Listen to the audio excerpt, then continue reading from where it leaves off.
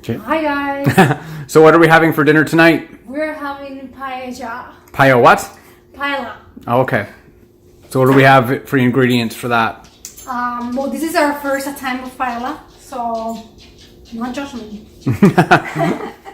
So we make a few twists to the original recipe. We're using avocado oil because we don't want to cook high temperature with olive oil, and we're using risotto rice because the original recipe has a specific type of rice. We don't have it here, so I'm using this.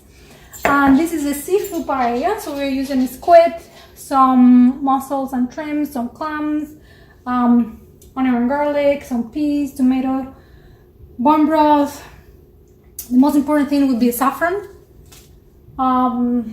And we will have the full recipe in the description Yes. notes, right? Yes. Perfect. And then we also have a special pan we ordered. We have this pan, but any shallow pan will do the trick. So Perfect. let's get started.